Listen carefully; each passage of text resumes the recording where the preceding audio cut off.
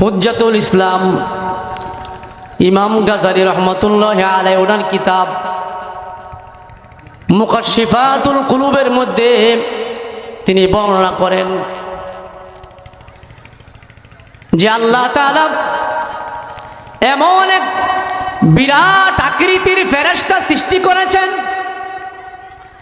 যেই ফেরেশতার দুই বাহু, এক বাহু পৃথিবীর পশ্চিম দিকে, আরেক বাহু পৃথিবীর পূর্ব দিকে, মাথা হচ্ছে আরশে আজিমের মধ্যে, আর পাও দুটা হচ্ছে সাত তবক জমিনের নিচে চলে গেছে। জোরে বলুন সুবহানাল্লাহ। আলহামদুলিল্লাহ আলহামদুলিল্লাহি নাহমাদুহু ওয়া নাস্তাঈনুহু ওয়া নাস্তাগফিরুহু ওয়া নু'মিনু বিহি ওয়া নাতাওয়াক্কালু আলাইহি ওয়া নাউযু বিল্লাহি মিন শুরুরি আনফুসিনা ওয়া মিন সাইয়্যাতি আ'মালিনা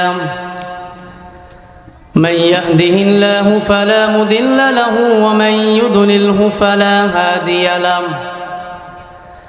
ونشهد أن لا إله إلا الله وحده لا شريك له ونشهد أن سيدنا وسندنا وحبيبنا وحبيب ربنا وطبيبنا وطبيب قلوبنا ومولانا محمدا عبده ورسوله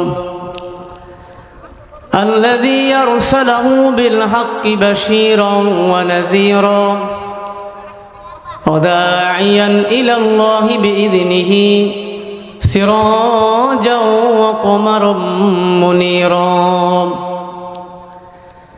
فقد قال الله تعالى في كلامه المجيد والفرقانه الحميد أعوذ بالله من الشيطان الرجيم بسم الله الرحمن الرحيم إن الذين آمنوا وعملوا الصالحات كانت لهم جنات الفردوس نزلا وقال النبي صلى الله عليه وسلم جددوا إيمانكم قيل يا رسول الله وكيف نجدد إيماننا قال أكثروا من قول لا إله إلا الله من قول لا إله إلا الله وقال سيدنا رسول الله صلى الله عليه وسلم ذاق طعم الإيمان من رضي بالله ربا وبالإسلام دينا وبمحمد ورسولا أو كما قال النبي عليه الصلاة والسلام إن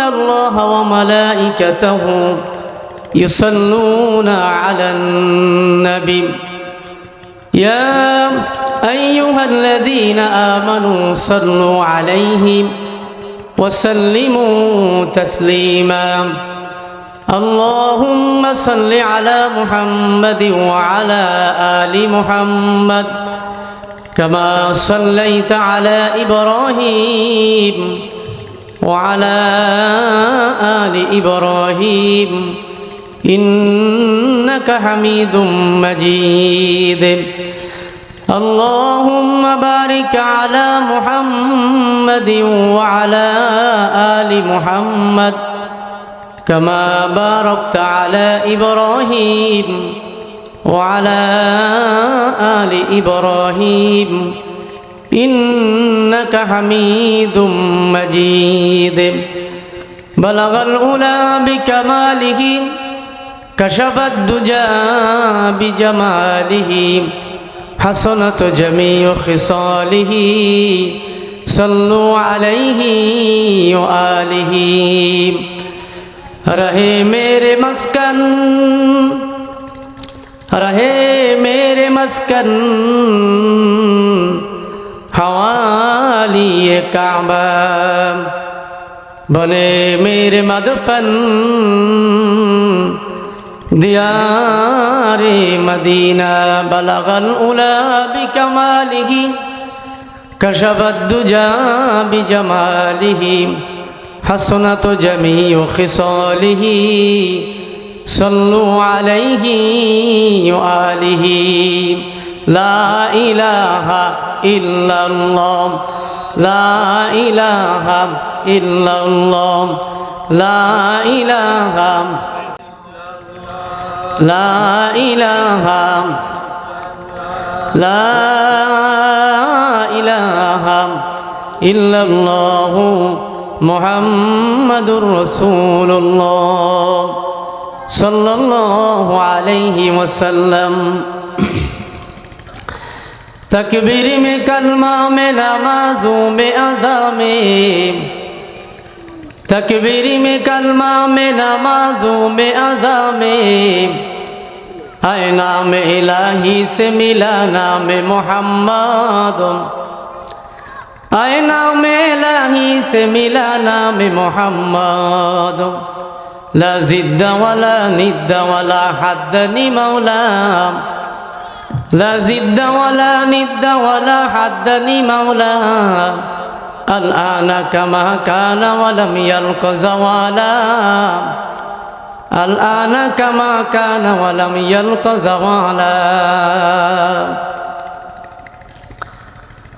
আলহামদুলিল্লাহ চালিবাঙ্গা পশ্চিম পাড়া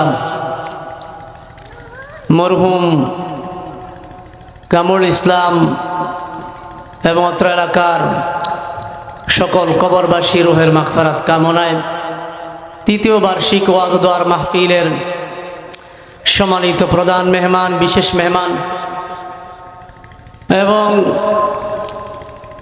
মঞ্চে উপস্থিত জাতির শ্রেষ্ঠ সন্তান ওলামায়ে কেরাম আমার সামনে বসা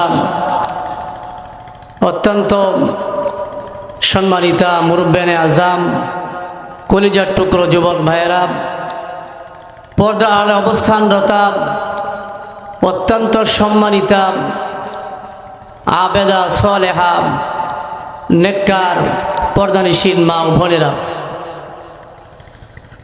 আল্লাহ পাকের কাছে লাখ কোটি শুকর এবং সুজুদ এই ফিতনা ফাসাদের জামানায় এবং এমন একটি দুর্যোগময় মুহূর্তে এমন একটি পরিবেশের মধ্যে যে পরিবেশটা আমাদের অনুকূলে নয় এমন একটি গুরুত্বপূর্ণ সময়ের মধ্যে চতুর্দিকে নদীমাতৃক একটি ভূমিতে আল্লাহ পাকের কোরআন এবং রাসূল করিম সাল্লাল্লাহু আলাইহি ওয়াসাল্লামের হাদিসে নবুয়্বত থেকে কোরআন হাদিসের আলোচনার মজমা এবং মজলিসের ব্যবস্থা হয়েছে এজন্য আল্লাহ পাকের দরবারে আল্লাহ পাকের আলিশান দরবারে সবটুকুন আওয়াজকে ছেড়ে দিয়ে আকাশ বাতাসকে মুখরিত করে বিনয় অবনতি চিত্তে শ্রদ্ধা জড়িত কণ্ঠে আবেগ আর মহব্বতের সাথে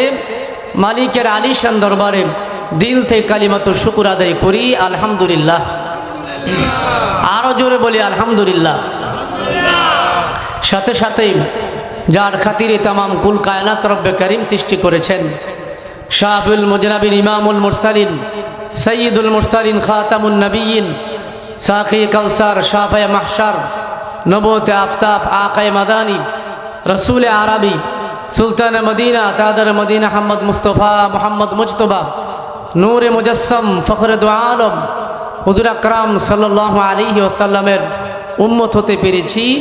এজন্য আবারও দিল থেকে শুকরিয়াতান বলি আলহামদুলিল্লাহ। মহাগ্রন্থ আল কোরআনুল কারীমের সুপ্রসিদ্ধ সূরা সূরাতুল কাহাফের 107 নম্বর আয়াতে কারিমা তেলাওয়াত করেছি।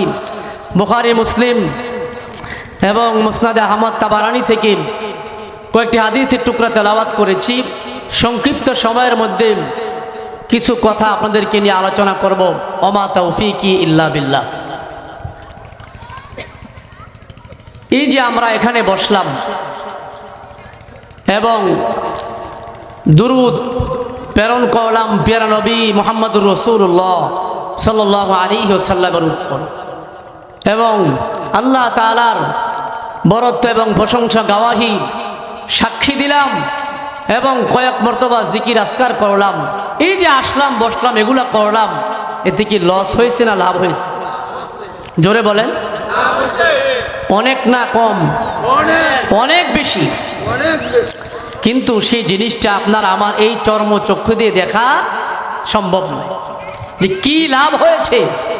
জান্নাতের সামিয়ানার নিচে সে বসলাম আর দুরুদ ও সালাম নবীর রওজা মোবারকে প্রেরণ করলাম এবং আল্লাহ পাকের কয়েক মর্তবা জিকির আজকার করলাম। এই যে এগুলা পাঠ করলাম, এর দ্বারা কি বিনিময়, কি জাযার বদলা আপনাকে আমাকে আল্লাহ পাক রিজার্ভ করে রেখে দিয়েছেন, সেটা কিয়ামতের ময়দানে মাহশারে যেদিন উঠে দাঁড়াবো ওই দিন চোখকে দেখা যাবে যে চালিবাঙ্গা পশ্চিম পাড়া মরহুম কামরুল ইসলামের রুহের মাগফিরাত কামনার মাহফিল এখানে বসেছিলাম আর জিকির করেছিলাম, দুরুদ পাঠ করেছিলাম। এর সওয়াব পাহাড় পরিমাণ হয়ে আপনার আমার চোখের সামনে দাঁড়িয়ে রয়েছে। জোরে বলুন সুবহানাল্লাহ। ওই দিন সচক্ষে দেখা যাবে। হুজ্জাতুল ইসলাম ইমাম গাজালি রহমতুল্লাহ আলাইহি ওনার কিতাব মুকাশশিফাতুল কুলুবের মধ্যে তিনি বর্ণনা করেন যে আল্লাহ তাআলা এমন এক বিরাট আকৃতির ফেরেশতা সৃষ্টি করেছেন, যেই ফেরেশতার দুই বাহু, এক বাহু পৃথিবীর পশ্চিম দিকে, আরেক বাহু পৃথিবীর পূর্ব দিকে, মাথা হচ্ছে আরশে আজিমের মধ্যে, আর পাও দুটা হচ্ছে 7 তবক জমিনের নিচে চলে গেছে। জোরে বলুন সুবহানাল্লাহ। কয় শুধু তাই নয়, ওই ফেরেশতাকে যে নূরের পাখা দেওয়া হয়েছে, ওই নূরের পাখা পৃথিবীর সমপরিমাণ। ওই যে ফেরেশতা আল্লাহ তাআলা সৃষ্টি করে রেখেছেন, ওই ফেরেশতাকে বলা হবে, আল্লাহ তাআলা বলবেন, আল্লাহ তাআলা আরশের নিচে একটি সাগর রয়েছে, নূরের সাগর। কিসের সাগর? নূরের সাগরের মধ্যে ওই ফেরেশতাকে বলা হবে ডুব দেওয়ার জন্য। ফেরেশতার সাথে সাথে ওই বিরাট আকৃতির ফেরেশতা, যেটা পৃথিবীর সমপরিমাণ, তার অজস্র সেই দেহের পরিধি, ওই ফেরেশতাকে বলা হবে তুমি নূরের সাগরের মধ্যে ডুব দাও। ফেরেশতা সাথে সাথে নূরের সাগরের মধ্যে ডুব দিবে। কয় ডুব দেওয়ার পরে আপনার একটু মেমোরি দিয়ে চিন্তা করেন যে ফেরেশতার আকৃতি কত বিরাট আকারের আকৃতি ফেরেশতা। যখন নূরের সাগরের মধ্যে ফেরেশতা ডুব দিবে, ডুব দিয়ে যখন উঠে যাবে, ওঠার পরে যে তার নূরের পাখার মধ্যে অজস্র গণিত কোটি কোটি পানির ফোঁটা চলে আসছে, সে যখন নূরের পাখনা যখন ঝাড়া দিবে, ঝাড়া দেওয়ার পরে যতগুলা পানির ফোঁটা ফেরেশতার ডানা থেকে জমিনের মধ্যে পড়তে শুরু করবে, যতগুলা কোটি কোটি পানির ফোয়ারা, পানির বিন্দু আর ফোঁটা ওই ফেরেশতার পাখা থেকে বের হয়ে আসবে। আর প্রত্যেকটা পানির ফোঁটা থেকে একটি করে ফেরেশতা আল্লাহ তাআলা হুকুমে সৃষ্টি করবেন। জোরে বলুন সুবহানাল্লাহ। কয় শুধু তাই নয়, এই যে কোটি কোটি ফেরেশতা ওই যে পানি ঝরার পরে প্রত্যেকটা পানির ফোঁটা থেকে এই যে অজস্র গণিত ফেরেশতা সৃষ্টি করলেন, এই যে অজস্র গণিত ফেরেশতা সৃষ্টি হয়েছে, কয় প্রত্যেকটা ফেরেশতা এই যে আজকে পশ্চিম পাড়া মরহুম কামরুল ইসলামের রুহের মাগফিরাত কামনায় মাহফিলের মধ্যে বৈশা বৈশা দুরূদ পাঠ করলাম। কয় দুনিয়ার জমিনের মধ্যে বৈশা বৈশা দুরূদ পাঠ করলাম। কয় এই যে অজস্র গণিত ফেরেশতা প্রত্যেকটা পানির ফোঁটা থেকে আল্লাহ তাআলা সৃষ্টি করলেন, এই কোটি কোটি ফেরেশতা দুরূদ পাঠকারীর জন্য কিয়ামত পর্যন্ত মাগফিরাত করবে। জোরে বলুন সুবহানাল্লাহ। চিন্তা করা যায় যে ফেরেশতার পরিধি হচ্ছে পৃথিবীর সমপরিমাণ, ডানা হচ্ছে এবং তার এই বাহু, দুই বাহু যে রয়েছে, এক বাহু পশ্চিম দিকে আরেক বাহু হচ্ছে পূর্ব দিকে, মাথা হচ্ছে আরশ আজিমের মধ্যে, আর দুইটি পা হচ্ছে সাত তবক জমিনের নিচে। এমন ফেরেশতার নূরের পাখার মধ্যে কি পরিমাণ পানির ফোঁটা চলে আসতে পারে চিন্তা করে দেখছেন? কি পরিমাণ ফেরেশতা, প্রত্যেকটা ফোঁটা থেকে একটি করে ফেরেশতা আল্লাহ তাআলা হুকুমের মাধ্যমে নাজিল হবে এবং ওই ফেরেশতারা ওই দুরূদ পাঠকারীর জন্য কিয়ামত পর্যন্ত তার গুনার জন্য আল্লাহ পাকের নিকট দোয়ায়ে মাগফিরাত করতে থাকবেন। জোরে বলুন সুবহানাল্লাহ। তাহলে এই মাহফিলগুলা হচ্ছে বরকতি মাহফিল, কি বলেন ঠিক কিনা? মাহফিলের মধ্যে আসতে পারে গনিমত মনে করা, মাহফিলের মধ্যে এসে বসতে পারলে নিজেকে ধন্য মনে করা যে আমি তো কোরআন হাদিসের মজমার মধ্যে বসলাম, এই বসাটা আমাকে ফেরেশতারা তাকায় তাকায় দেখতেছে। কয় শুধু ফেরেশতা নয়, আল্লাহ তাআলা স্বয়ং আপনাকে আমাকে কুদরতি দৃষ্টি দিয়া তাকায় তাকায় দেখতেছে। জোরে বলুন সুবহানাল্লাহ। এই যে দামি বসা, দামি মজমা, এই সময়টাও বড়ই দামি। এই মজলিসের মধ্যে যে মানুষগুলা বসবে তারাও বড় দামি। এই জন্য দামি মজমার মধ্যে দামি মানুষগুলাকে আল্লাহ তাআলা নির্বাচন কইরা নিয়ে আসেন। কেমনি কি নিয়ে আসেন? ওই যে সকাল থেকে শুনতেছিলাম এখানে মাহফিল হবে, মনে মনে যে নিয়ত করলাম মাহফিলের মধ্যে আসবো, বসবো, ওলামায়ে কেরামের জবান হতে দ্বীনি আলোচনা শ্রবণ করব। আল্লাহ তাআলা বলেন আমার বান্দা নিয়ত করেছেন বাড়ি থেকে আসবে, যারে ফেরেশতা যা আমার বান্দাকে ইস্তিকবাল জানায়া নূরের পাখা বিছায় দিয়া স্বাগতম জানায়া কোরআন হাদিসের মজলিসের মধ্যে পৌঁছায় দিয়ে। জোরে বলুন সুবহানাল্লাহ। এই যে বসলাম, এই বসাটা অত্যন্ত দামি বসা। এই জন্য এখনো যে সকল বাবাজিরা আসতে পারেন নাই, আমি অনুরোধ জানাবো আমরা স্বতঃস্ফূর্তভাবে এই কোরআনের হাদিসের মেলার মধ্যে আপনাকে আসার তৌফিক দান করুক। আমরা দোয়া করি আল্লাহ পাক ওই সকল মুসলমান ভাইগুলোকে পৌঁছায় দেখ। আমরা সকলে বলি আমিন। আপনার আমার পাথেই দিকে মাথা বলেন, জীবন যৌবন রয়েছে, এই জীবনের মধ্যে সবচাইতে দামি জিনিস আছে একটা। কি আছে বলেন? সবচাইতে দামি একটি বস্তু আছে। এই দামি বস্তুর চাইতে অন্য আর দ্বিতীয় আর বস্তু দামি হতে পারে না। সেই দামি বস্তুর নাম হচ্ছে ঈমান। বলেন কি? জোরে বলেন ঈমান। আচ্ছা বলেন, ঈমানের জন্য কি আপনি আমি কখনো কষ্ট মুজাহাদা করেছি? ঈমানের জন্য কি শরীর থেকে তাজা রক্ত দিয়েছি? ময়দানে ঝাঁপিয়ে লড়াই করেছি? না না, বরঞ্চ আপনার আমার, আপনি আমি বংশসূত্রে মুসলমান। কি বংশসূত্রে? মুসলমান। আপনার আমার দাদা ছিল মুসলমান, সেই সূত্রে আপনার আমার বাবা মুসলমান, আপনি আমি সেই সূত্রে মুসলমান। কি বলেন ঠিক কি না? যে না চাইতেই, কোনো অ্যাপ্লিকেশন ছাড়াই, কোনো দরখাস্ত ছাড়াই আল্লাহ পাক আখিরি জামানার নবী প্রিয় নবী মুহাম্মদুর রাসূলুল্লাহ সাল্লাল্লাহু আলাইহি ওয়াসাল্লামের উম্মত হিসাবে কবুল করেছেন, কিয়ামত পর্যন্ত যদি সিজদায় পড়ে কাটায়া দেয়, তারপরেও এই শুকরিয়া, এই নিয়ামতের শুকরিয়া কিয়ামত পর্যন্ত সিজদায় পড়ে থেকেও শেষ করা সম্ভব হবে না। এজন্য সবচাইতে দামি বস্তুর নাম হচ্ছে কি? ঈমান। ঈমান কিন্তু চোখে দেখা যায় না। কি বলেন? চোখে দেখা যায়, কিন্তু আমল চোখে দেখা যায়। আমল চোখে দেখা যায়, ভালো করে বুঝবেন। ঈমান চোখে দেখা যায় না, ধরা যায় না, ছোঁয়া যায় না, কিন্তু আমল চোখে দেখা যায়। চোখে দেখেন না? এই যে এখন এশার নামাজ পড়ে আসছেন, এটা কি? আমল। চোখে দেখছেন না, কিন্তু ঈমান চোখে দেখা যায় না।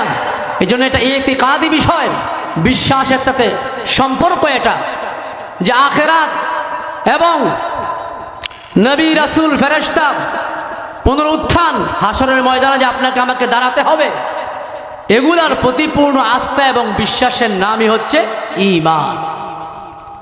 ঈমান চোখে দেখা যায় না, আমল চোখে দেখা যায়।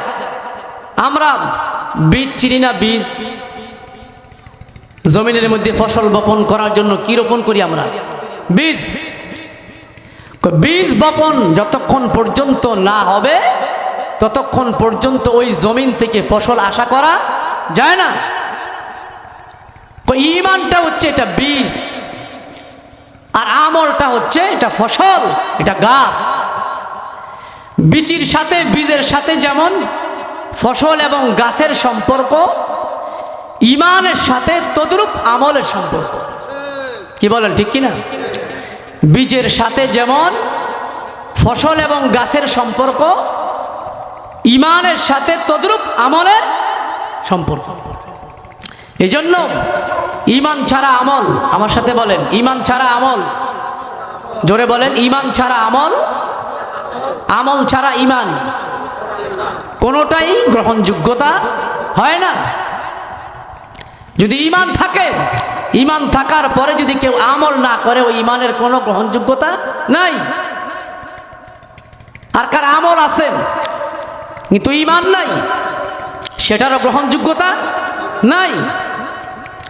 এই জন্য আল্লাহ তাআলা মহাগ্রন্থ আল কুরআনুল কারীমের যেখানে ঈমানের কথা এনেছেন, সেখানে ঈমানের আলোচনার সাথে সাথে ওই আয়াতে কারিমার মধ্যে আমলের আলোচনা নিয়ে আসছেন। জোরে বলুন সুবহানাল্লাহ।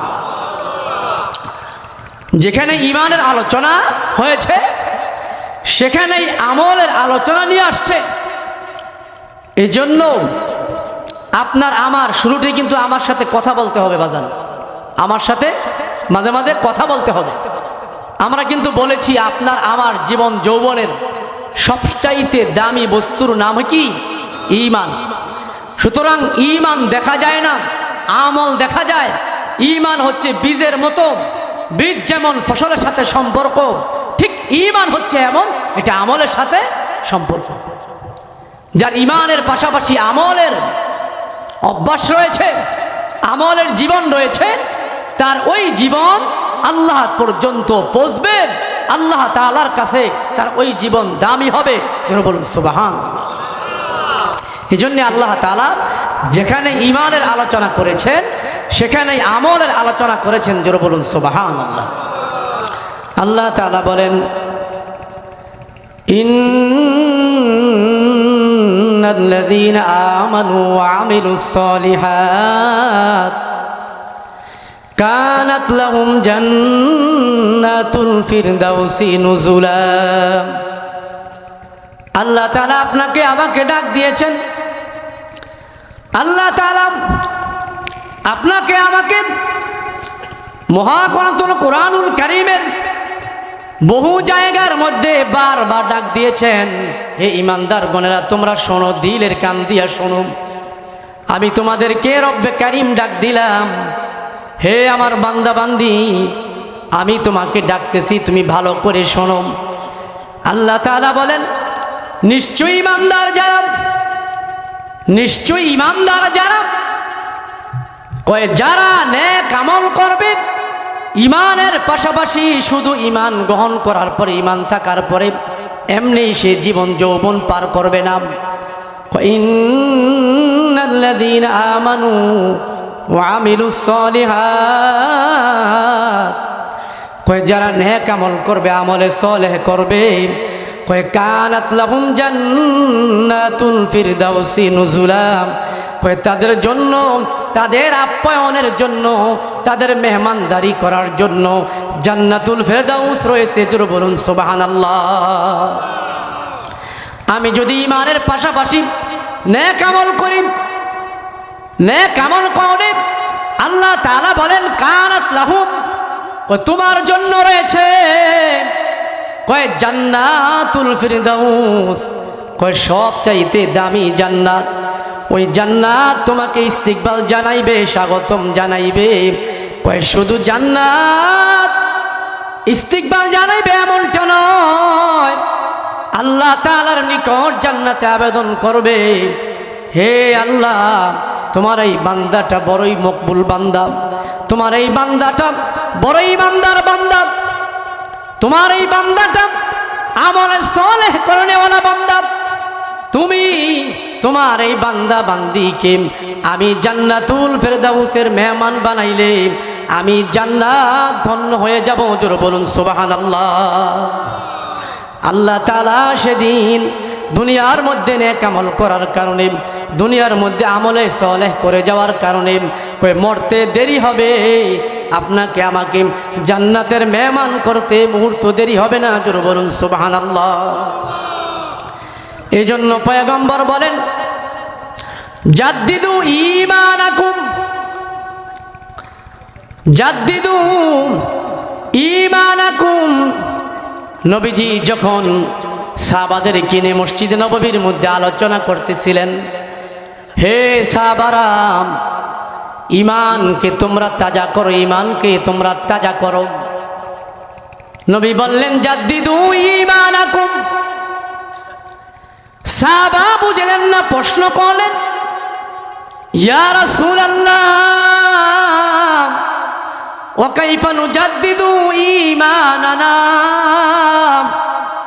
ওগো নবীজি, ঈমান আবার কেমন ভাবে আমরা তাজা করব, ঈমান আবার কেমন করে নবায়ন করব জানি না গো নবীজি।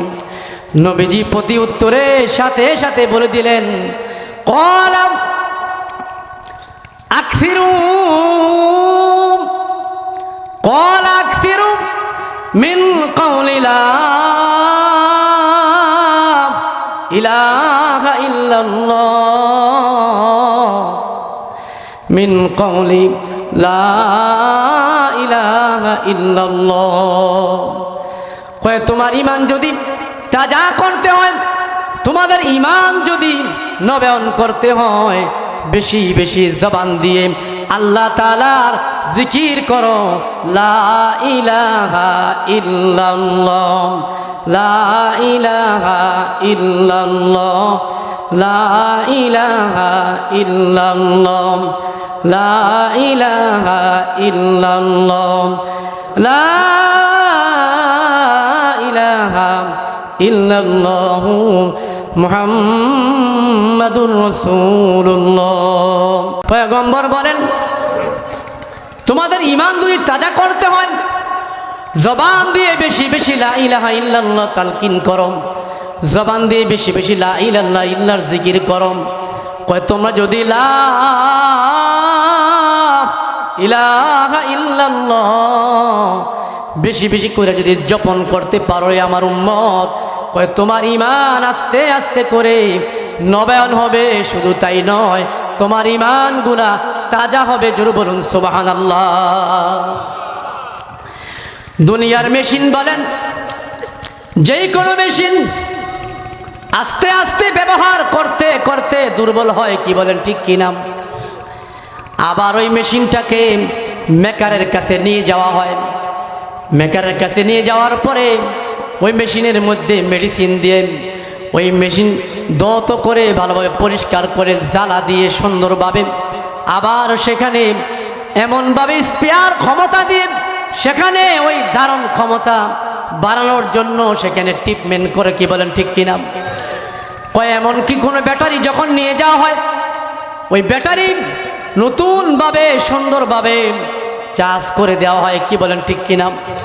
আবার আগের মতো সুন্দরভাবে ওই মেশিনটা চলতে শুরু করে। আবার সুন্দরভাবে ওই ব্যাটারি চার্জ হওয়ার পরে সুন্দরভাবে চলতে থাকে। ঠিক আপনার আমার মধ্যে একটা ব্যাটারি আছে, ব্যাটারি, কি বলেন ঠিক কিনা? এই যে ঈমান নামক ব্যাটারিটা দুনিয়ার মধ্যে যতদিন হায়াত পেয়েছি, কয় সকাল থেকে নিয়ে সন্ধ্যা পর্যন্ত, আজকের হিসাব বলেন, আজকে সকাল থেকে নিয়ে সন্ধ্যা পর্যন্ত কয়টা গুনাহ হয়ে গেছে আপনি আমি কিন্তু জানি না। হাতের গুনাহ হয়ে গেছে কয়টা জানি না, পায়ের গুনাহ হয়ে গেছে কয়টা আপনি আমি জানি না, কি বলেন ঠিক কিনা? জবানের গুনাহ কয়টা হয়েছে আপনি আমি জানি না, চোখের গুনাহ কয়টা হয়ে গেছে আপনি আমি জানি না। এই যে অজস্র গণিত দৈনিক গুনাহ হইতেছে, গুনাহ বাড়তেছে, গুনাহ বাড়তেছে, গুনাহ বাড়তেছে, গুনাহ বাড়তে বাড়তে ঈমান নামক ব্যাটারিটা আস্তে আস্তে করে দুর্বল হইতেছে, দুর্বল হইতেছে। এই জন্য পয়গম্বর বলেন, দুনিয়ার মেশিন ব্যাটারি যেমন মেকারের কাছে নিয়ে গিয়ে সেখানে গিয়ে দৌত করে সুন্দরভাবে আবার ব্যাটারি চার্জ করা হয়, কয় তোমার ঈমান নামক ব্যাটারিটারে আমল দিয়া, ঈমানের আলোচনা দিয়া এটাকে আস্তে আস্তে করে চার্জ দিতে দিতে, লা ইলাহা ইল্লাল্লাহর জরব দিতে দিতে, লা ইলাহা ইল্লাল্লাহর জিকির করতে করতে, ঈমানের আলোচনা শুনতে শুনতে, কয় ঠিক ব্যাটারির মতো তোমার ঈমান নামক ব্যাটারিটাও, ওই দুর্বল ঈমানটাও আস্তে আস্তে করে চার্জ হওয়া শুরু করে। জোরে বলুন সুবহানাল্লাহ।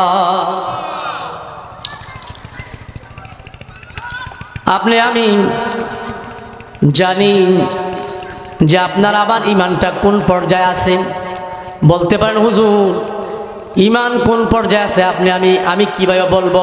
হ্যাঁ, অবশ্যই বলা যাবে।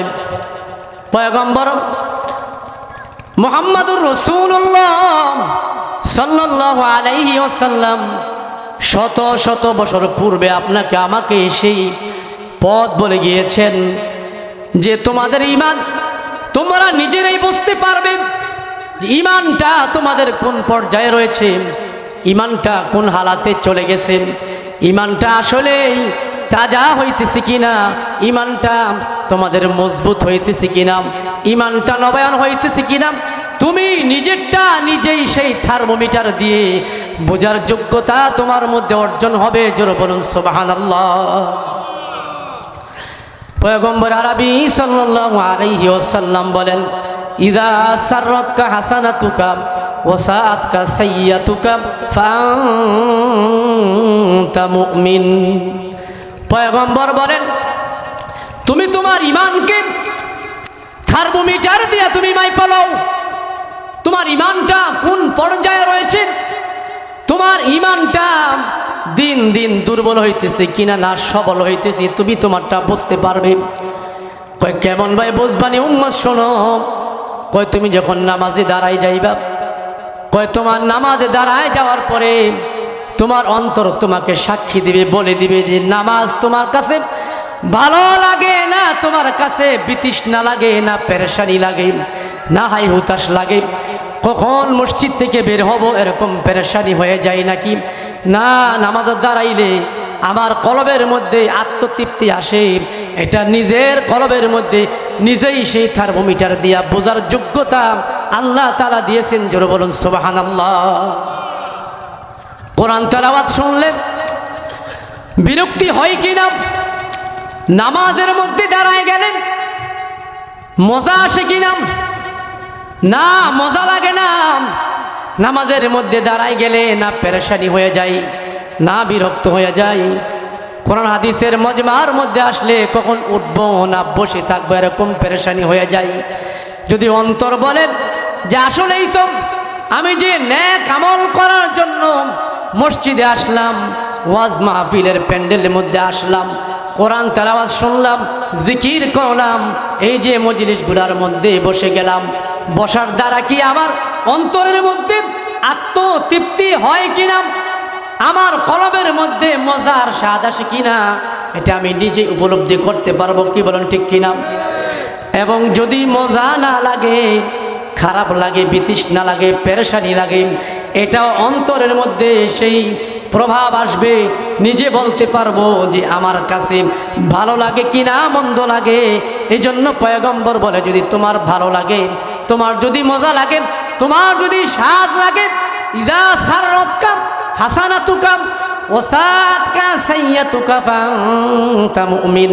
তোমার যদি ভালো লাগে তুমি মুমিন, তোমার যদি মজা লাগে তুমি মুমিন, তোমার যদি স্বাদ লাগে তুমি ইমানদার, তুমি বল নিজেরটা নিজেই বুঝতে পারবেন।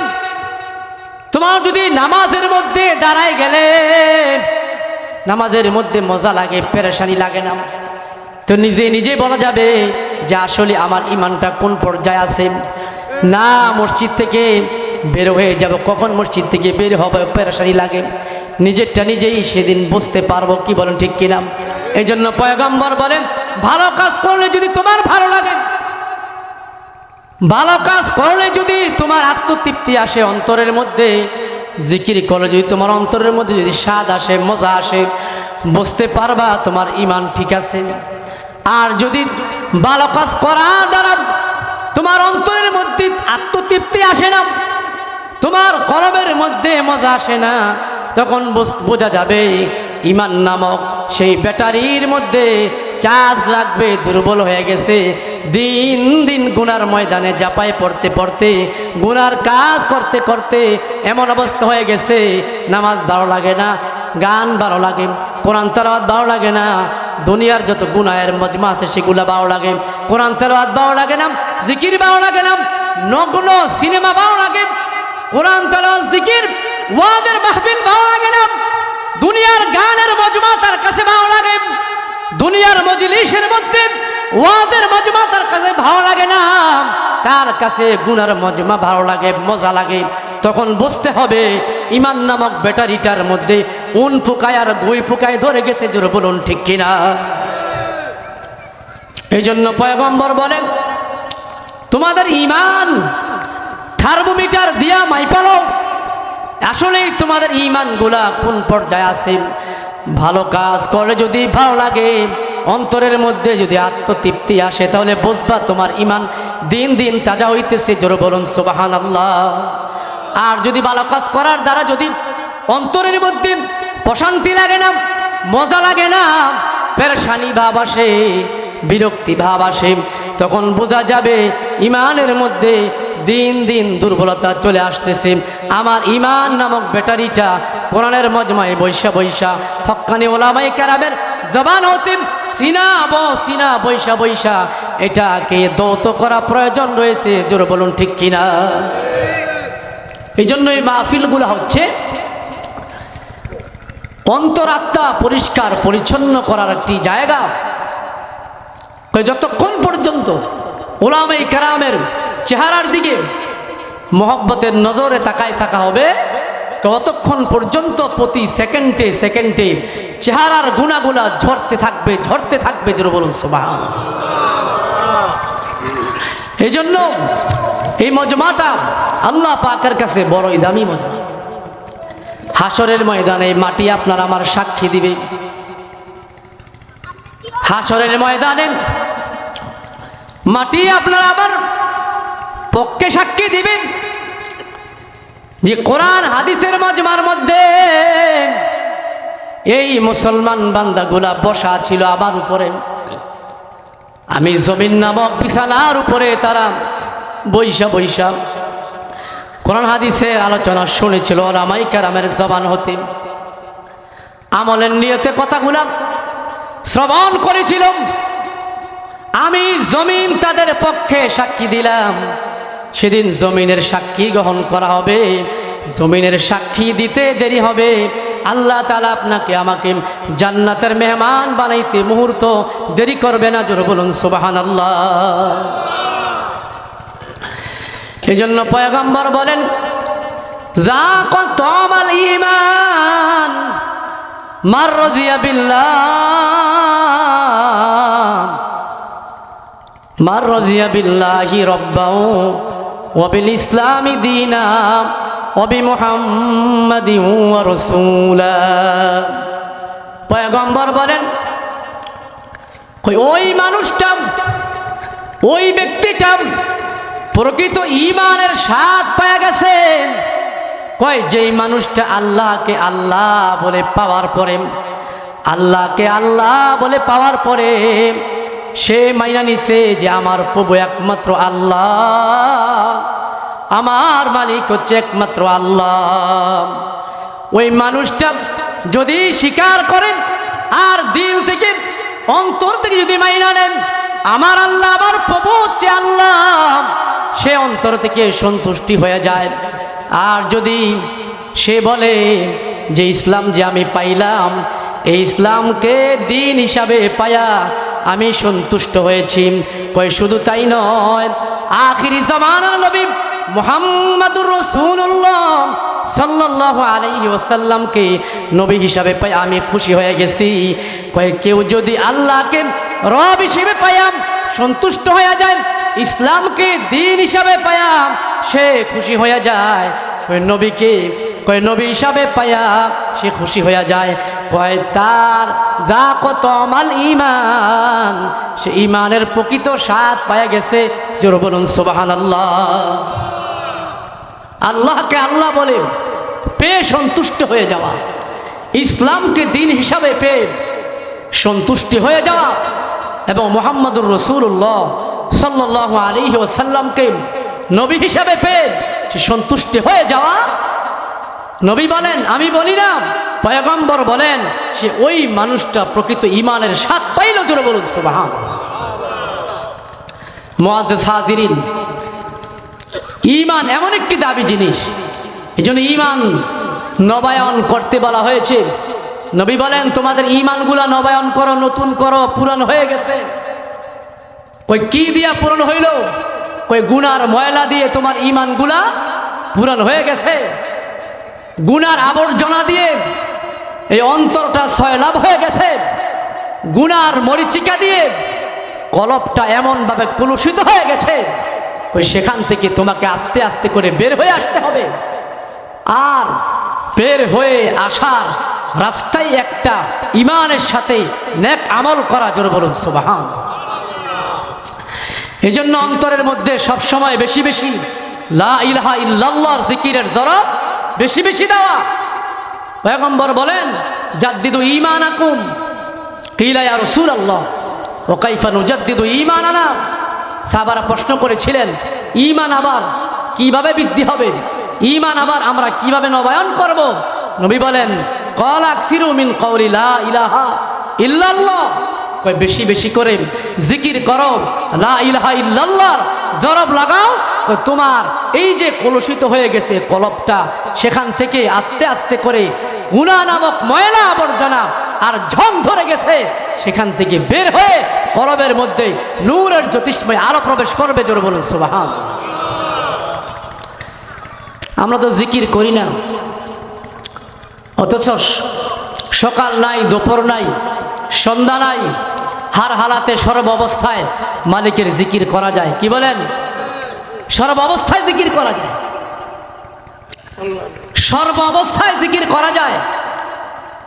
দুনিয়ার মধ্যে আল্লাহ তাআলা যত ফরজ আমল বলেন, ওয়াজিবাত আমল বলেন, সুন্নতে মুআক্কাদার আমল বলেন, আল্লাহ তাআলা এগুলার নির্দিষ্ট সময় ধরে দিয়েছেন এবং এর সংখ্যাও ধরে দিয়েছেন এবং সময় অবধি দিয়েছেন। কিন্তু জিকির এমন একটি আমল, যেমন মনে করেন নামাজ, এই যে এশার নামাজ আমরা মসজিদে গিয়ে জামাতের সাথে আদায় করলাম, আমরা ফরজ নামাজ ইমামের পিছনে কয় রাকাত পড়ছি বলেন? 4 রাকাত। এখানে কি 6 রাকাত পড়ার কোনো সুযোগ আছে? কারণ আল্লাহ তাআলা হুকুম দিয়েছেন, নবী বলে দিয়েছেন যে এশার নামাজের ফরজ সালাত ইমামের পিছনে কয় রাকাত পড়তে হবে? 4 রাকাত। ঠিক তেমনি ভাবে প্রত্যেকটা ফরজিয়াত এবং ওয়াজিবাত সুন্নতে মুআক্কাদার নির্দিষ্ট সময়, নির্দিষ্ট সীমানা এবং সংখ্যা বেঁধে দিয়েছেন। কিন্তু জিকির, আল্লাহ তাআলার জিকির এমন একটি আমল, যেই জিকিরের আমলের বেলায় আল্লাহ তাআলা কোরআনের আয়াত দিয়ে বুঝিয়ে দিয়েছেন যে এই জিকিরের কোনো সময় নাই, জিকিরের কোনো সংখ্যা নাই, জিকিরের কোনো জিকিরের কোনো সীমা নেই, সকাল নাই, সন্ধ্যা নাই, সংখ্যা নাই, সীমা নাই, হার হারাতে সর্বাবস্থায় আমি মালিকের জিকির করো জরুর সুবহানাল্লাহ। এজন্য আল্লাহ তাআলা বলেন ইয়া আইয়ুহাল্লাযীনা আমানু যকুরুল্লাহ, ইয়া আইয়ুহাল্লাযীনা আমানু যকুরুল্লাহ যিকরান কাসীরা ওয়াসাব্বিহুহু বুকরাতাও আসীলা। আল্লাহ তাআলা এখানেও ঈমানদারদেরকে ডাক দিয়েছেন, ডাক দিয়ে বলতেছেন ইয়া আইয়ুহাল্লাযীনা আমানু যকুরুল্লাহ, তোমরা আমাকে স্মরণ করো। কই শুধু স্মরণ নয়, আমাকে স্মরণ করো। কই শুধু আল্লাহ আল্লাহ বললে হবে না। কই শুধু 5 বার 10 বার নয়, 100 বার, 1000, 1 লক্ষ বার, 1 কোটি বার নয়।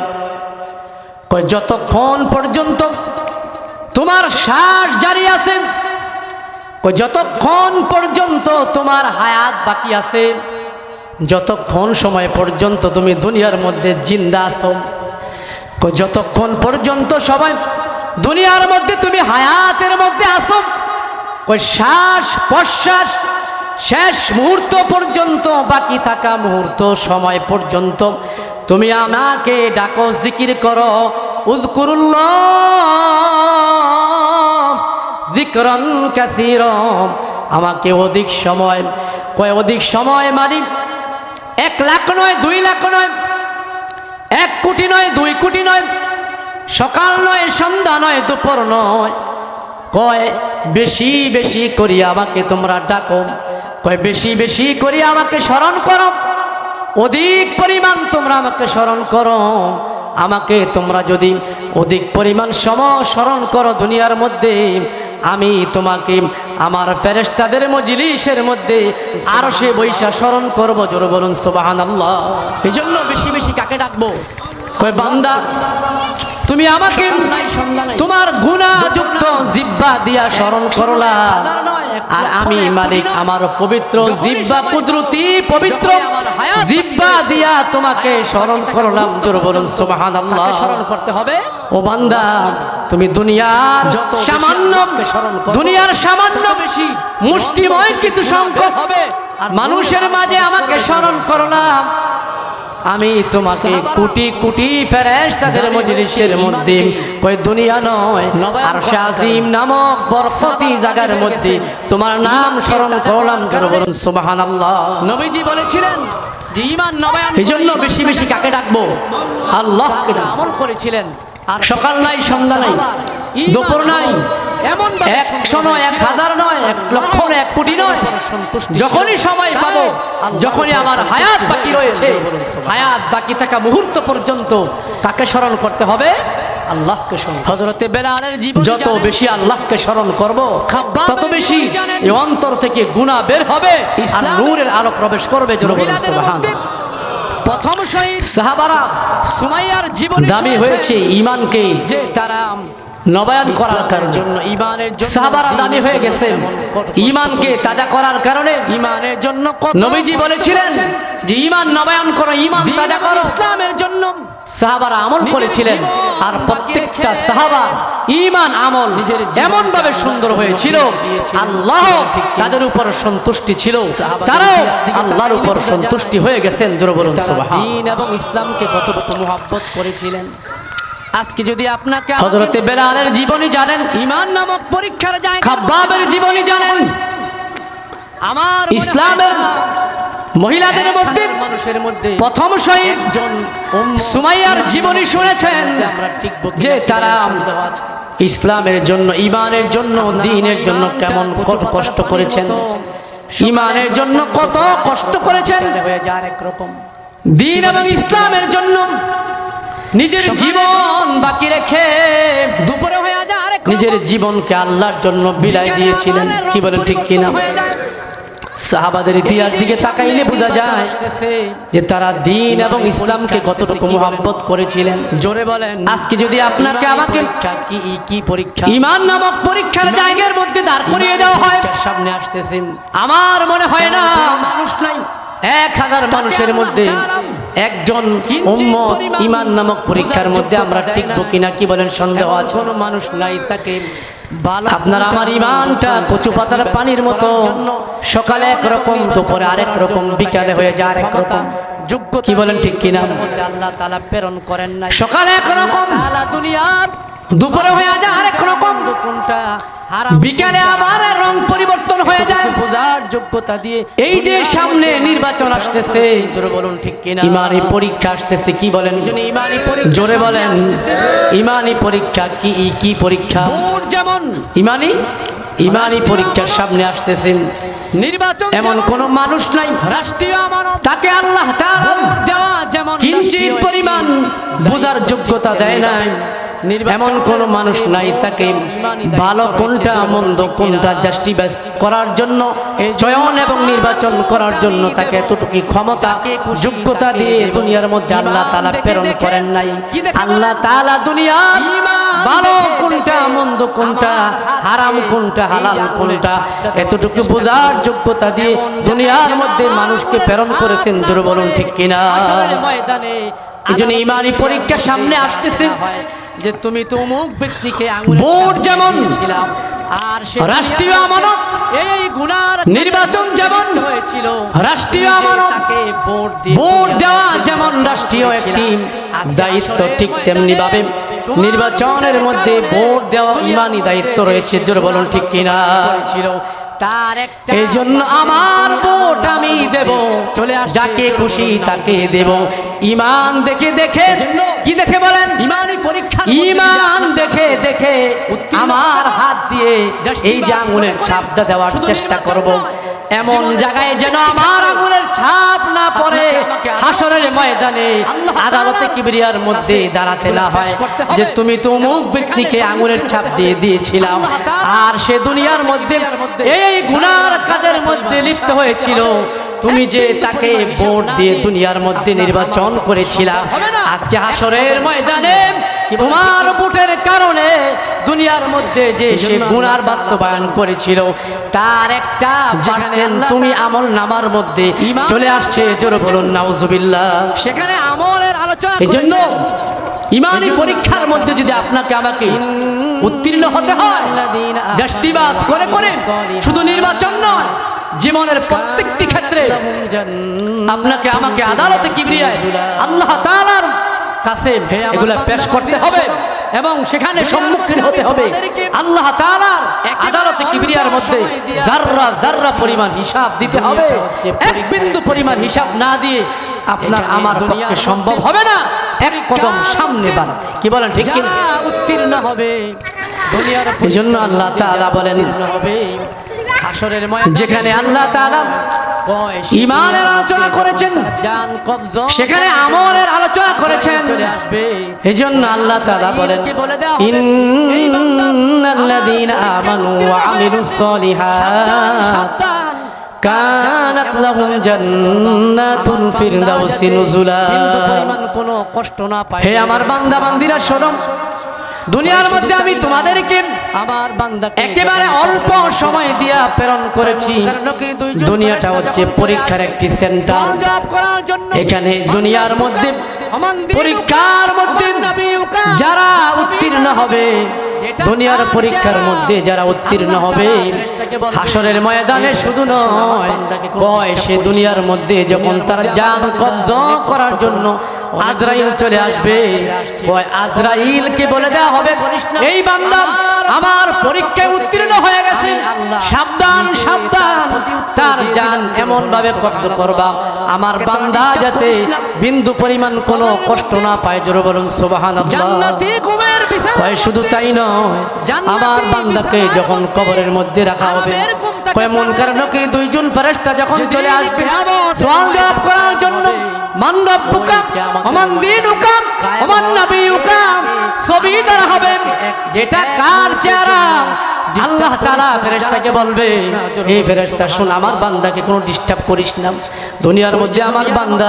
অনেক কষ্ট করুম অনেক মুজাহাদা করে আমার কাছে আসছে কবরের মধ্যে তাকে জ্বালাতন করিস না আমার বান্দার পক্ষ থেকে আমি আল্লাহ নিজে তার প্রতি উত্তর দিয়ে দিলাম। জোরে বলুন সুবহানাল্লাহ।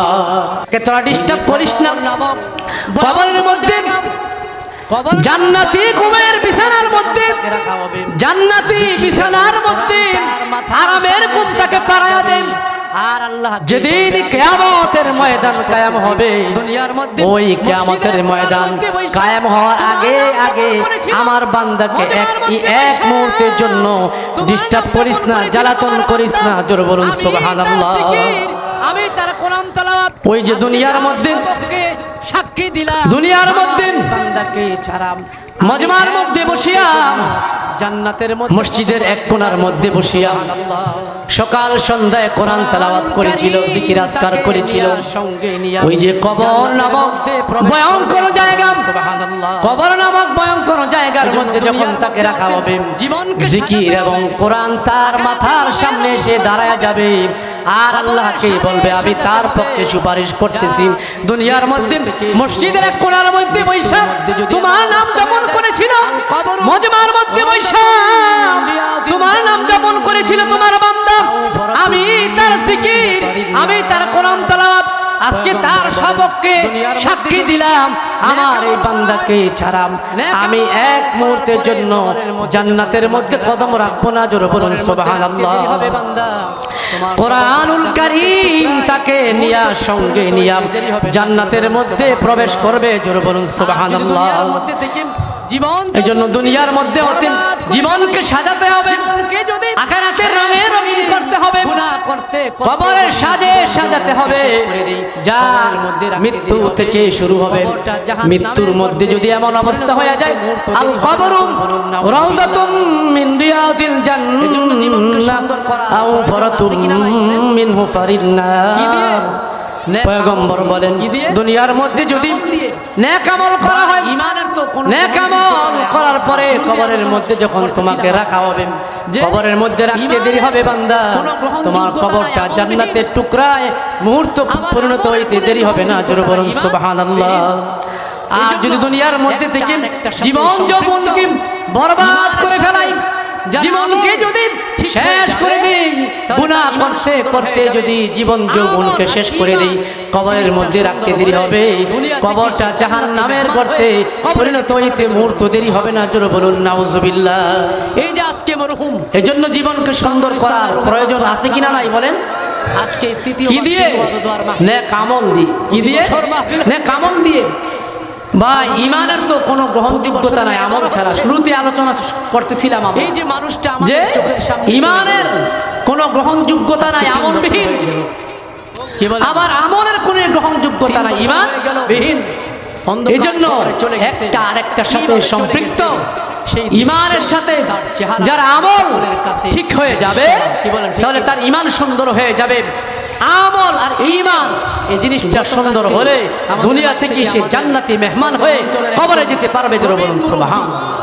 প্রবীণ মুরব্বী এই যে আজকে মরহুম কামরুল ইসলামের রূহের মাগফিরাত কামনায় থেকে বিদায় হয়ে চলে আজকে তৃতীয় বার্ষিক ওয়াজ ও দোয়ার মাহফিল। আর প্রতি বছর মাহফিল হচ্ছে এখানে তো সামনে, কি বলেন? আলহামদুলিল্লাহ প্রতি বছর না এবারও হচ্ছে। উলামায়ে কেরামকে অনেক মহব্বত। এই যে মানুষটা আমাদের চোখের সামনে চলে গেল, আমাদেরকে দেখলে বুকে জড়ায় নিতে আজকে 3 বছর হয়ে গেল।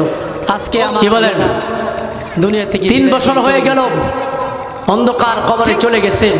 কিভাবে চলে গেছে সেই দৃশ্য, তার চেহারা সকলের কাছে এটা দৃশ্যমান। কি বলেন ঠিক কি? বয়সে যারা এখানে উপস্থিত রয়েছে, এই যে চোখের সামনে গতকালকে আমাদের মাঝ থেকে আমাদের অত্র অঞ্চলের একজন প্রবীণ মুরব্বী মানুষ, প্রবীণ মুরব্বী এই হাত দিয়া মরহুম আব্দুল হাই প্রধান সাহেব দুনিয়া থেকে বিদায় হয়ে চলে গেছে। উনি যদি দুনিয়াতে বেঁচে থাকতো, এখানে আর সুস্থ থাকতো, এখানে থাকতো সামনে। কি বলেন? নিজের হাত দিয়া গোসল করাইছে। কি বলেন? আছে না? উলামায়ে কেরামকে অনেক মহব্বত করতেন উনি। তাহলে চোখ আমাদেরকে দেখলে বুকে জড়ায় নিতে লাশ হয়ে দিন দিন প্রতিদিন আজকে আমার যেটা মানুষ বিদায় হয়ে দুনিয়া থেকে বিদায় হয়ে চলে গেছেন। অন্ধকার কবরের মধ্যে চালিবাঙ্গার কি সামান নিয়ে চলে গেছে, এক মাথা থেকে অন্য মাথা পর্যন্ত হিসাব যদি করি, তাদের এতটুক বয়সে যারা এখানে উপস্থিত রয়েছেন যাত্রী, চোখের সামনে কত মানুষ অন্ধকার কবরে চলে গেছে। কবরের সামান নিজের হাত দিয়া এতটুক কত মানুষ কবরের মধ্যে এই হাত দিয়া দাফন করে আসলাম। যদি 60-70 বছর নিজের হাত দিয়া কত মানুষকে স্পর্শ করলাম।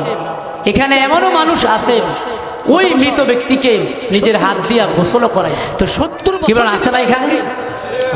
তাহলে 70টা বছর তাহলে চোখের সামনে দিয়ে লাশ হয়ে দিন দিন প্রতিদিন যৌবন থেকে মানুষ বিদায় হয়ে চলে যাচ্ছে অন্ধকার কবরের মধ্যে। এই 70 বছর তারা অন্ধকার কবরের মধ্যে কি সামান নিয়ে চলে গেছে তারাই বলতে পারবে। আজকে রাতে তাদের মতো আপনি আমিও মাহফিলে অন্ধকার কবর পথের যাত্রী। কি না কামল করলাম, হিসাব করলে বুঝতে পারবো কি কবরের সামান অর্জন করলাম করতেছি। এতটুক জীবনের মধ্যে নামাজ আদায় কারো বয়স যদি 50 বছর হয়ে যায়, আমার বয়স কারো বয়স যদি 60-70 বছর হয়ে যায়, সেখানে এমন মুরব্বী বাবা আছে 50-এর কোটায় যার বয়স 70 বছর। বয়সের কত বছর? কি পরিমাণ নেক আমল 70 বছর হয়ে গেছে। তো 70 বছর যদি হয়ে থাকে আশার সিরিয়াল তাহলে 70টা বছর তার জীবন থেকে অতিবাহিত হয়ে গেছে। দুনিয়ার মধ্যে এসে তার জীবন যৌবন থেকে কতগুলা বছর বিদায় হয়ে গেছে। এই 70 বছর হায়াতের মধ্যে সুযোগ কি পরিমাণ নেক আমল করেছে সে নিজে বলতে পারবে। দামি দামি আজকে রাত্রে যদি সুযোগ রয়েছে, মাহফিলের পরে যখন রাত্রে শুইতে যাব ঘরের মধ্যে, সেদিন দুনিয়া হিসাব করলে বুঝতে পারবো যে কাপড়ের প্যাকেট যে আমি যে আমল করতেছি, একজন দিন নামাজ আদায় করতেছি, নেক আমল করতেছি, আমার বয়সটা তো আজকে 70-এর কোটায়, 60-এর কোটায়, 50-এর কোটায়। দুনিয়ার এতটুক বয়সের মধ্যে কি পরিমাণ নেক আমল করতে পারলাম। এমনও মানুষ দুনিয়ার মধ্যে তো আমরা সকলেই জানি আসার সিরিয়াল রয়েছে, যাওয়ার সিরিয়াল নাই। তো পর্যন্ত মানুষ কেঁপে দুনিয়ার মধ্যে এসে এমন মানুষ ছিল, ব্যাংক ব্যালেন্স, অট্টালিকা, প্রাসাদ, প্রাচুর্যম সব কিছু করার সুযোগ আছে, এগুলা সঙ্গে নিয়ে যাওয়ার কোনো সুযোগ নাই। হাড্ডি পর্যন্ত তাদের খুঁজে পাওয়া দুনিয়ার দামি দামি পোশাক পরার সুযোগ রয়েছে, কিন্তু কবরের পথের যাত্রী যেদিন হয়ে যাব সেদিন দুনিয়া কোটিপতি যে কাপড়ের প্যাকেট হয়ে দুনিয়া থেকে বিদায় হয়, একজন দিনমজুর ঘুরে বেড়াইতো। কবর পথের যাত্রী ঠিক একই কাপড় দিয়ে দুনিয়া থেকে বিদায় হয়ে চলে গেল। গ্রামের এক প্রান্ত থেকে অন্য দুনিয়ার নিজামই হচ্ছে এটা। আপনার আমার চোখের সামনে দুনিয়ার ক্ষমতা আর বাহাদুরি তার চিরজীবন থাকে না, চলে গেছে। এমনও মানুষ ছিল চালিবাংলা গ্রামের এক প্রান্ত থেকে হুঙ্কার ছাড়লেন অন্য প্রান্ত পর্যন্ত মানুষ কেঁপে উঠত। কি বলেন, এমন মানুষ ছিল কিনা নাই বলেন? আমি তো সকলের চিনি। আজকে তারা অন্ধকার কবরে চলে গেছেন। গিয়ে দেখেন কবর খনন করে গোস্ত তো দূরতা, দক্ষিণ হাড্ডি পর্যন্ত তাদের খুঁজে পাওয়া যাবে না। মাটি গিলে ফেলেছে, এমন ভাবে গ্রাস করে ফেলেছে পশ্চিম তাদের হাড্ডি পর্যন্ত অস্তিত্ব খুঁজে পাওয়া সম্ভব হবে। অথচ তারাও তো আপনার আমার মতো এরকম মানুষগুলো গ্রামের মধ্যে ঘুরে বেড়াইতো, হাঁটাচলা করতো, মসজিদে যাইতো, ওয়াজ মাহফিলে আসতো, গ্রামের এক প্রান্ত থেকে অন্য প্রান্ত ঘুরে বেড়াইতো। আপনার আমার চোখের সামনে দিয়ে তারা আজ অন্ধকার কবরে চলে গেছে। কত মানুষ এই যে পশ্চিম পাড়া আজকে মাহফিল, অথচ পশ্চিম পাড়ার কয়জন মানুষ এখানে উপস্থিত আছেন বলেন? আমি তো সকলের চিনি, সকলের নাম জানি। একেবারে শেষ মুহূর্তে চলে আসছি। কয়জন মুষ্টিমেয় কিছু মানুষ এখানে বসা, যে সকল বাবাজিরা দক্ষিণ পাড়া, উত্তর পাড়া, ব্যাপারীগাঁও, পুরানগাঁও, আমরা চকের বাড়ি, আজকের এই মাহফিলকে সুন্দর করার জন্য ওদিকের মানুষ এখানে বেশি দেখা যাচ্ছে। বসার পরে পশ্চিম পাড়ার যে আজকে যার মাহফিল, এলাকায় অথচ তার ঘরের পাশে যে মানুষগুলা রয়েছে তিনাদের বাবা ও মাও তো অন্ধকার কবরে। কি বলেন, আছে কিনা? মতো এখানে গিয়েছিলাম, উচিত সেখানের মানুষগুলো প্রত্যেকটা মুসলমানের যেহেতু রুহের মাগফিরাত কামনায় মাহফিল, এখানে আসা ওলামায়ে কেরামের থেকে জবান থেকে কোরআন হাদিসের আলোচনা শোনা এবং আখিরি মুনাজাত দিয়ে বাড়িতে যাওয়া। কি বলেন, ঠিক কিনা? আলোচনা করি, এই জন্য আমার আলোচনা এলাকার ওলামা একেবারে শেষ মুহূর্তে চলে আসছি।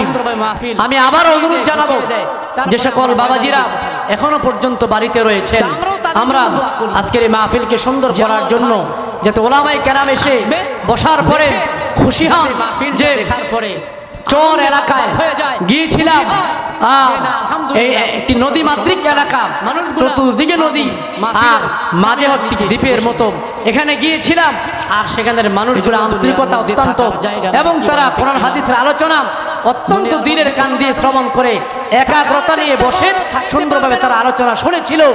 এটার তো তারা সাক্ষী দিবে। কি বলেন? দুনিয়ার মধ্যে আমরা যেমন যখন বাহিরে গিয়ে আলোচনা করি, 100 বছর হয়ে গেল, ঠিক আমাদেরকেও এলাকার ওলামায়ে কেরামগণ এরকম সুন্দরভাবে মাহফিল সাজিয়ে দেয়, গুছিয়ে দেয়, তারপরে আমরা ময়দানে গিয়ে কথা বলি।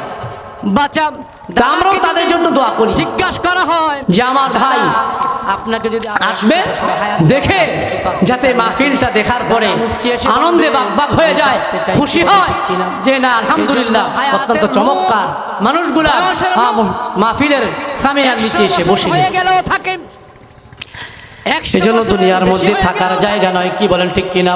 এই জন্য দুনিয়ার মধ্যে কোনো মানুষ আমাকে থাকার চেষ্টা করলেও থাকতে পারবে না। অতদিনই দুনিয়ার সম্ভব মানুষ দুনিয়ার মধ্যে হায়াতের সময় যখন 100 বছর হয়ে গেল সেকেন্ড তারপরেও মানুষটা দুনিয়ার থাকার চাহাত মিটে না, কি বলেন ঠিক কিনা? আপনি 100 বছর হায়াতের বাঁচা দাদাকে যদি জিজ্ঞাসা করা হয়, দাদা আপনাকে যদি আরো 100 বছর হায়াত দেওয়া হয় আপনি কি বাঁচতে চান নাকি? দাদা মুস্কি এসে বলবে আমি বাঁচতে চাই, কি বলেন ঠিক কিনা? এই জন্য হায়াতের লোভ, একা এক বয়সের লোভ অথবা 100 বছর হয়ে গেলেও থাকে, অবস্থায় অন্ধকার 100 বছরের বেশি হয়ে গেলেও থাকে, ঠিক কিনা? এই জন্য দুনিয়ার মধ্যে আপনাকে আমাকে যতদিন আল্লাহ তাআলা হায়াত দিয়েছেন আমল করার অতদিনই দুনিয়ার মধ্যে থাকা সম্ভব হবে। হায়াতের সময় যখন ফুরিয়ে যাবে 1 সেকেন্ড আপনাকে আমাকে দুনিয়ার মধ্যে রাখা হবে না, জোরে বলুন ঠিক কিনা? জীবনকে সাজাই আপনি আমি থাকতে চাই মধ্যে গিয়ে কবরের কিন্তু আপনাকে আমাকে দুনিয়ার মধ্যে কিন্তু রাখা হবে না। মুহূর্ত সময় যেদিন চলে আসবে ওই দিন আপনাকে আমাকে টান দেওয়া হবে, টান দিতে দেরি হবে। দুনিয়ার সব কিছু ছেড়ে দিয়ে একা একা 3টা অথবা 5টা টুকরা কাপড় পরিহিত অবস্থায় অন্ধকার কবরের মধ্যে চলে যেতে হবে, জোরে বলুন ঠিক কিনা? এই জন্য কবরের সামান নিয়ে যাওয়া প্রয়োজন, নেক আমল করার প্রয়োজন, ঈমানকে তাজা করা প্রয়োজন, নেক আমল দিয়ে ঈমানকে সুসজ্জিত করা প্রয়োজন। নেক আমল দিয়া যখন ঈমানকে সাজাইতে পারবো, জীবনকে সাজাইতে পারবো, তখন কবরের মধ্যে গিয়ে কবরের মধ্যে যেতে দেরি হবে। কবরটা জান্নাতের টুকরা হতে মুহূর্ত দেরি হবে না, জোরে বলুন সুবহানাল্লাহ।